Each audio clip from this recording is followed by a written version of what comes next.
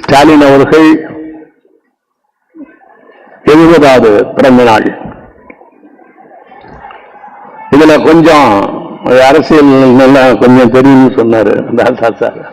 அதனால இப்ப என்னன்னா, இந்தியா ஒரு நாட்டிலே 20 தேசிய இனங்கள், 12 சிறிய தேசிய இனம், 8 பெரிய தேசிய இனம் என்று 20 தேசிய இனங்களை உள்ளடக்கிய நாடு. பல்வேறு மொழிகள், பல்வேறு கலாச்சாரம், உணவு, உடை, எல்லாவற்றிலும் மாற்றங்கள். உணவிலிருந்து மதம், 6 மதம், இப்படி இருந்த ஒரு இந்தியா பிரிட்டிஷ்காரனுடைய நேரடி ஆட்சி 1857 வரும்போது, விக்டோரியா மகாராணியுடைய ஆட்சி வரும் பொழுது இந்தியா என்ற ஒன்று உருவானது. இதுல எந்த அளவிற்கு நம்ம மனிதநேயத்தோடு இருந்தால் அதான் நல்லது. சாணக்கியரின் அர்த்த சாஸ்திரத்தில் ஒண்ணு எழுதுதான். ஏன்னா அவங்களுக்கு ரொம்ப பிடிச்சது அர்த்த சாஸ்திரம். அதுல ஒண்ணு எழுதுறாரு, இந்த பரம்பரை அரசியல் இப்ப சொல்லிட்டு இருக்காங்க, குடும்ப அரசியல், பரம்பரை அரசியல். அர்த்த சாஸ்திரத்தை எழுதுறான். அவங்களுக்கு சார்பா சொல்றேன். மோடிஜி எல்லாம் அதை பத்தி அடிக்கடி சொல்றாரு. பரம்பரையாக ஒருவன் ஆட்சி செய்தால் அவனுடைய செல்லிலையும் டிஎன்ஏலையுமே அவனுடைய அனுபவம் கலந்திருக்கும். அப்பாவோ தாத்தாவோ அமைச்சராகவோ கட்சி தலைவராக இருந்தால் அதை பார்த்து கொண்டே இருப்பவன் சிறு வயதிலிருந்தே அவன் அதற்கு பக்குவமாகிறான் என்று சாணக்கியர் சொல்லுகிறார். இப்ப டெமோக்ரசி வந்துருச்சு, ஓட்டு போட்டு யாரு வேணாலும் நிக்கலாம் என்று. இப்பயே அவர் சொல்லுகிறார்.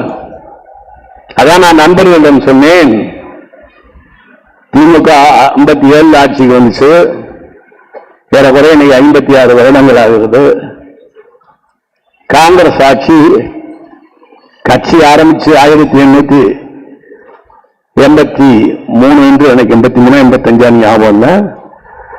காங்கிரஸ் கட்சி அவ்வளவு நாள் 47 இருந்து ஆட்சியில் இருக்கு.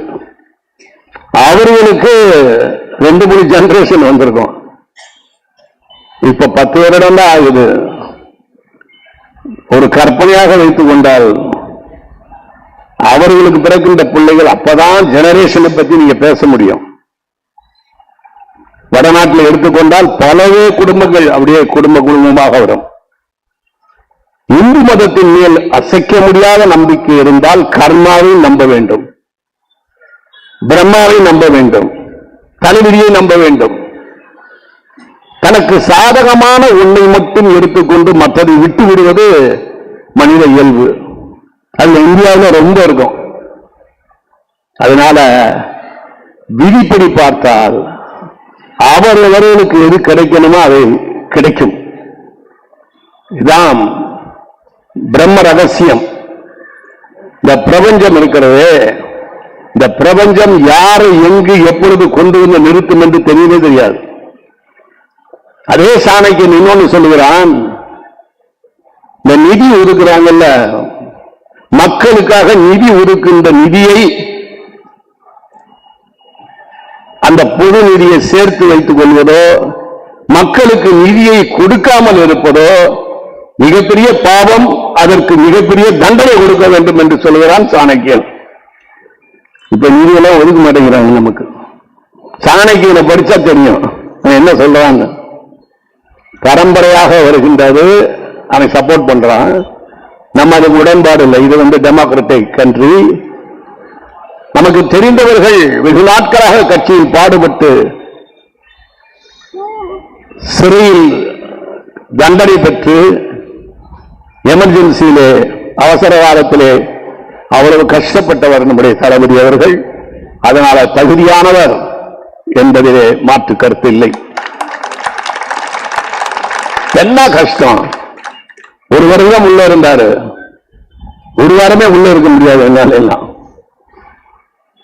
சுகவாசியாக வசதியாக கடந்த ஒரு 40-43 ஆண்டுகளாக திரைப்படத்துக்கு வந்த பிறகு வசதியை தேடிக்கொள்கிறோம், வசதியும் வருகிறது. அப்ப நிதியை ஒதுக்காவிட்டால் தண்டனை. ஒரு பெரிய பணக்காரன் இருக்கான், அவன் 2 பங்கு 3 பங்கு சம்பாதிச்சிட்டான்னா அவனுக்கு தண்டனை கொடுக்கணும், அவனுக்கு கணக்கு பார்க்கணுங்கிறான் சாணக்கியன். சாணக்கியன் எழுதாததே இல்லை. காலங்கள் கடந்தாலும் சாணக்கியனுடைய அர்த்த சாஸ்திரத்தை எடுத்து படிச்சு பாருங்க. அந்த அளவிற்கு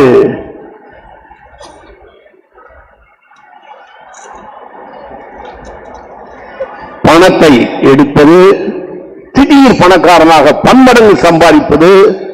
சமீபத்தில் ஒரு கல்யாணம் நடந்துச்சு பாருங்க, அம்பானி வீட்டு கல்யாணம். அதெல்லாம் பாத்தீங்கன்னா 40 ஆண்டுக்குள் எவ்வளவு பெரிய வசதியானவராக இருந்தார். நமக்கு கொடுக்க வேண்டிய பணத்தை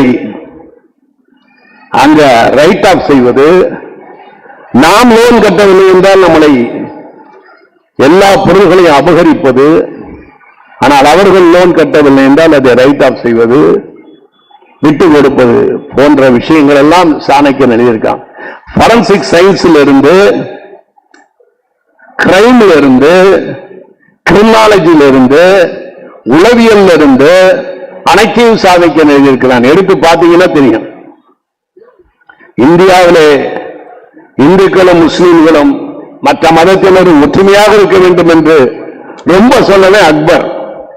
அவனா சொன்ன அக்பர். அதனாலதான் ராஜபுட் பெண்களோட எல்லாம் கல்யாணம் வச்சுக்கிட்டான் அக்பர். அப்படிப்பட்ட ஒரு இந்தியா பற்றுல பாருங்க, நாம் தான் ரொம்ப பற்று வச்சிருக்கோம். வடநாட்டிலே சுபாஷ் சந்திர போஸின் பேர் வைப்போம், சுபாஷின் பேர் வைப்போம், சந்திரபோஸின் பேர் வைப்போம், ஜவஹர்னு பேர் வைப்போம், நேருன்னு பேர் வைப்போம், இந்திரான்னு பேர் வைப்போம். இப்ப கூட வச்சுக்கிட்டு இருக்காங்க, ராகுல், அது பிரியங்கா, அதெல்லாம் பேர் வச்சிருக்காங்க. ஆனால் அவர்களில் ஒருவர் கூட காமராஜரோ, சிதம்பரமோ, செக்குழுத்த சிதம்பரத்தை பேரோ, திருப்பூர் குமரனோ, சின்னமருது பெரிய மருதுவோ, வேலு நாச்சியாரோ யாருடைய பேரையும் நாம் வைத்துக் கொள்ள மாட்டார்கள். ஆனால் நாம் தான் அவர்களை நேசித்து பேர்களை வைத்துக் கொண்டிருக்கிறோம். வல்லபாய் பட்டேல், குப்தா, பூபேஷ், இந்த மாதிரியெல்லாம் பேர்கள், இந்திரஜித், இந்த மாதிரியான பேர்கள் எல்லாம் அவர்களுடைய பேர்களை நாம் வைத்துக் கொண்டிருக்கிறோம். நம்மை போய் பற்றில்லாதவன் என்று சொல்லுகிறார்கள். ஏனே இந்த தமிழகத்திலே 2வது உலக மகா யுத்தத்திலே எப்படி சர்ச்சிலும் ஜோசப் ஸ்டாலினும் கை கொடுத்தார்களோ, ரூஸ்வெல்ட்டும் கை கொடுத்தார்களோ, அதை போல யார் நமக்கு நம்முடைய நலனுக்கு பாதகமாக இருக்கிறார்களோ அவர்கள் ஆட்சி பீடத்தில் அமரக்கூடாது.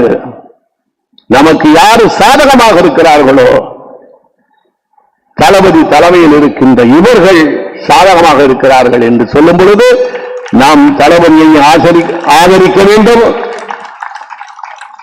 திராவிட முன்னேற்ற கழகத்தையும் ஆதரிக்க வேண்டும். சில பேர் சொல்லுவாங்க, என்னையா செஞ்சாங்க, என்ன எங்க வீட்டுல கேட்ட மாதிரியே இருக்கு அப்படின்னு யோசிப்பேன். வீட்லயே தான் சொல்றாங்க, என்ன செஞ்சாங்கிறாங்க. அண்ணன் தம்பியும் தான் கேட்கிறாங்க, வீட்டுல பிள்ளைகளும் அதான் கேட்குது. என்ன செஞ்சீங்க நீங்க? ஏதோ பூமி சுத்துது, அதை சுத்தி விட்ட மாதிரி நினைக்கிறாங்க. நான் சுத்தி உள்ள பூமி அது சுத்தம். ஆனா எப்படி நீங்க எல்லாம் வளர்ந்து வந்தீங்க, இவ்வளவு வசதி எப்படி வந்தது என்று கேட்டால் நாங்க சாமி கும்பிட்டோம் வந்துச்சு. இந்த சாமி ஒரு பெரிய ரோல் பண்ணது எல்லாருக்கும். ஆன்மீகத்தை பற்றி மணிக்கணக்கில் பேச முடியும். நீ ஒழுக்கமாகவும் நேர்மையாகவும் இருந்தால் கடவுள் உன்னை தேடி வருவார். நீ அறகுறையா இருந்தாதான் நீ கோயிலுக்கு போய் கடவுளை தேடணும். நான் கோயிலுக்கு போய் 53 வருடங்கள் ஆகிறது. உண்மை, பொய் சொல்லல. 53 வருஷம் ஆச்சு. நல்லாதான் இருக்கேன். 74 முடிஞ்சு இப்ப 75, 74 வயசுல தான் கொஞ்சம் ஆஸ்பத்திரி போனேன் ஒரு 30 நாள். அப்பயாவது ரிப்பேர் பண்ண இந்த உடம்ப.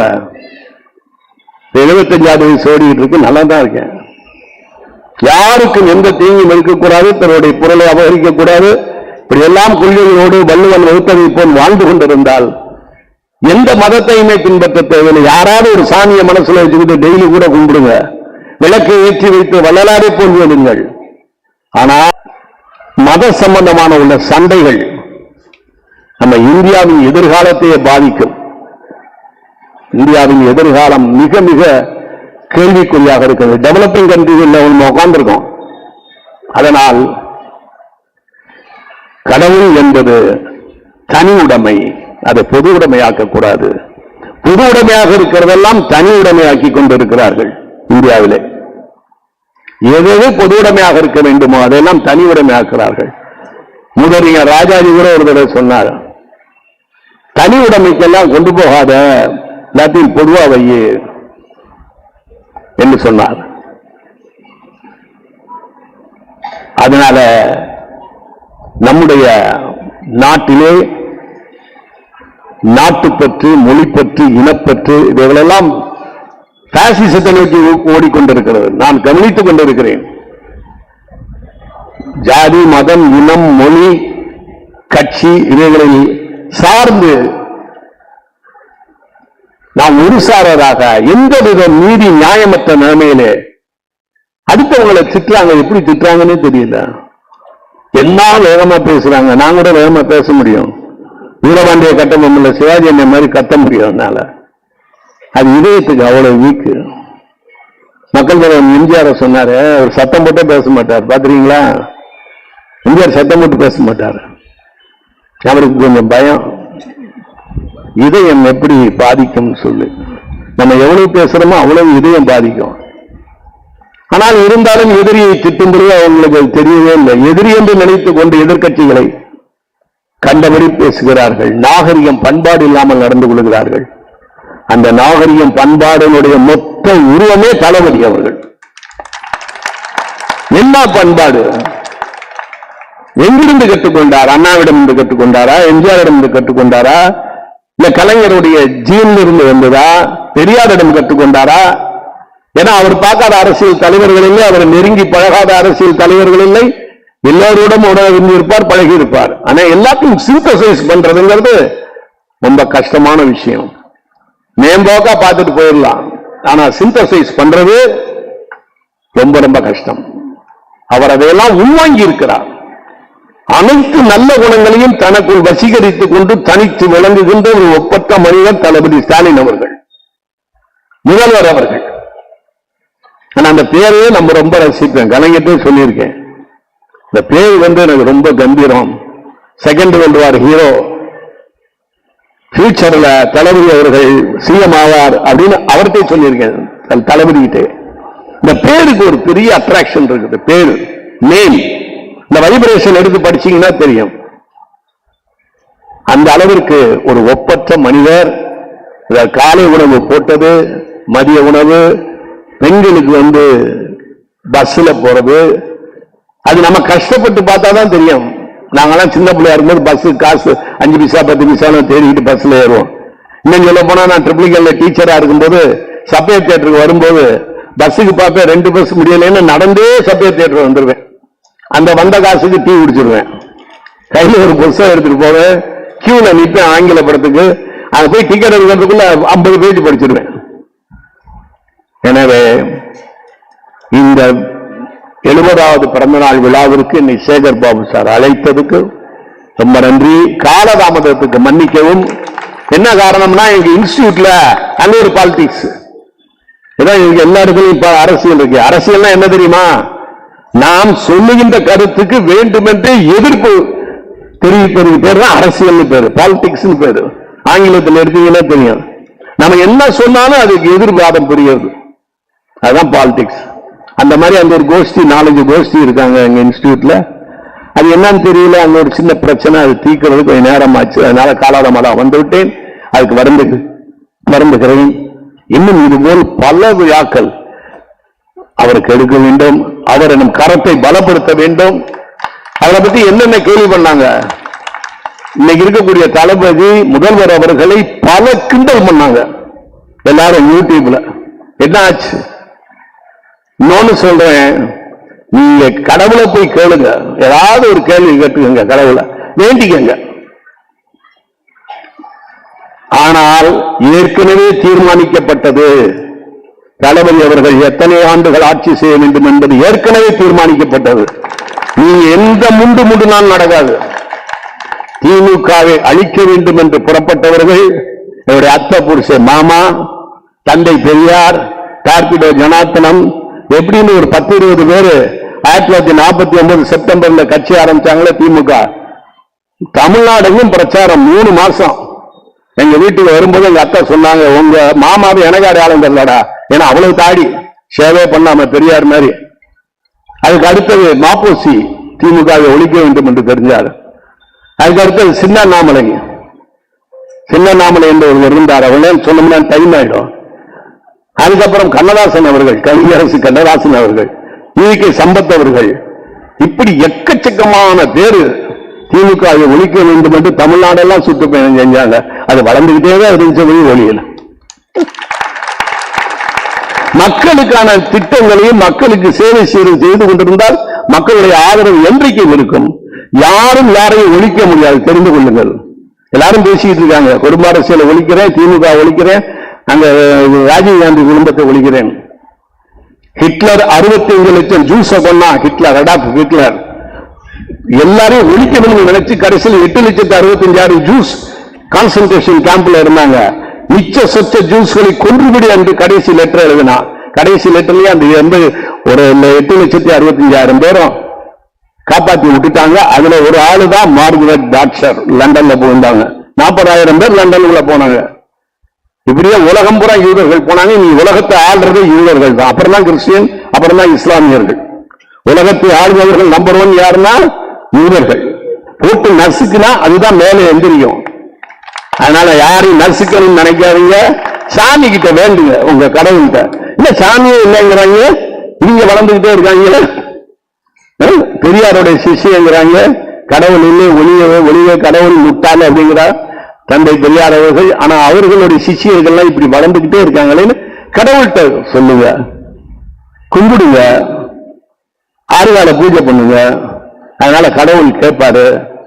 ஆனா நம்ம கடமையை நம்ம செஞ்சுக்கிட்டே இருப்போம். கடமை கண்ணியம் கட்டுப்பாடு அண்ணா சொன்ன மாதிரி மிக அருமையாக நாம் கொண்டு செல்வோம்.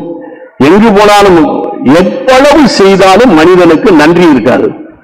ஜெமினிகேஷன் அடிக்கடி என்று சொல்லுவாரு, மறைவு தாண்டா ஒரு மனுஷனுக்கு பெரிய வரப்பிரசாதம். என்ன சார் சொல்றீங்க அப்படின்னு. எங்க அப்பா 4 வயசுல சேர்த்தாரு, அது நினைச்சுக்கிட்டீங்கன்னா என்ன வருது, அதனால எங்க அப்பா மறந்துட்டேனா?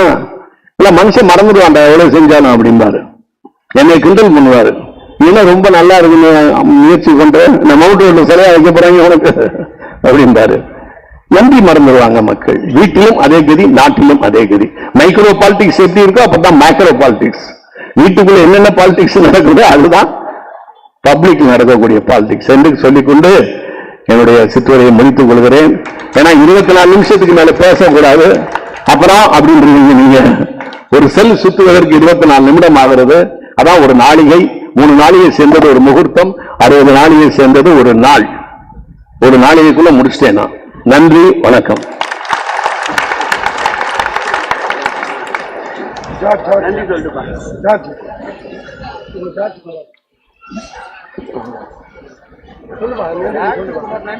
நன்றி. வட்டார செயலாளர் ராஜா அவர்கள் கூறுவார்.